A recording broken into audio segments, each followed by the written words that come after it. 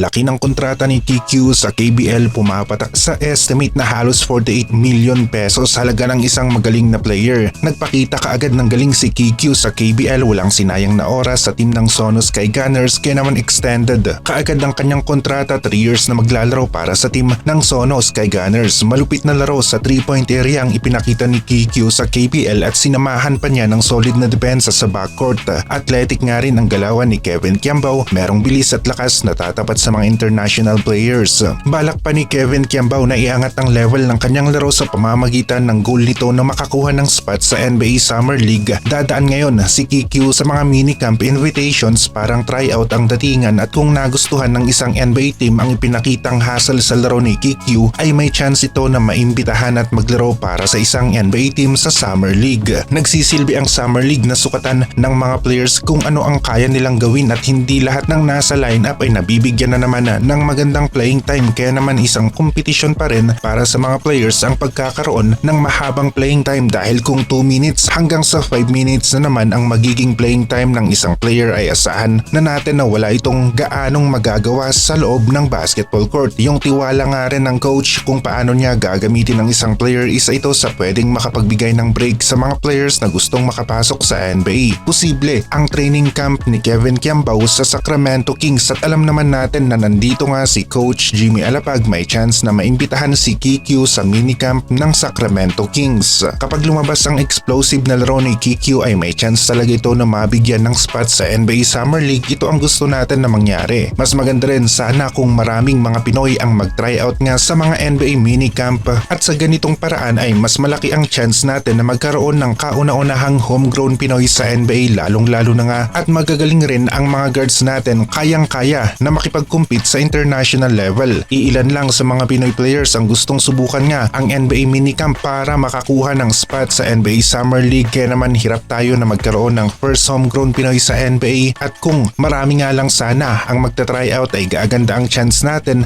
na may isang pure blood Pinoy na makapaglaro sa NBA. Renz Abando, isa sa gilas backup natin kapag nagkaroon ng injury ang ibang guards natin. Inaabangan ang comeback nila kay sa hardcourt at sarado na nga ang pinto ng anyang Jungkwanjang Red Boosters sa KBL dahil si Javi ang kanilang kinuha na Asian quota player. Naalimitahan ang option ni Renz Abando ngayon. Japan B-League at PBA ang nakikita natin na posible nga napuntahan ni Abando para sa 2025-2026 season. Maganda ang bigayan o sahod ng mga players sa Japan B-League kahit na sa B2 level pa nga ito, kaya naman ito ang nakikita natin na punteriya ng bagong agent ni Renz Abando. Yung explosive na laro ni Renz Abando, isa ito sa inaabangan ng mga Pinoy basketball fans. Merong maibubugas sa opensa at depensa, maging sa rebound kontra sa mas malalaking mama ay kayang-kaya nga ni Abando na sumabay sa loob ng paint. Yung pagiging athletic niya, isa sa nagpawaw sa mga KBL fans, at nakatulong nga rin ang kanyang magandang performance sa KBL, kaya naman kabilang ito sa lineup ng Gilas sa FIBA World Cup at nagkaroon nga rin ng mga highlight plays sa Gilas team. Asahan natin na gagawa ng anang hakbang si Abando at maglalaro ito sa 2025-2026 season. Hindi nga lang tayo sigurado ngayon kung saang liga ito maglalaro.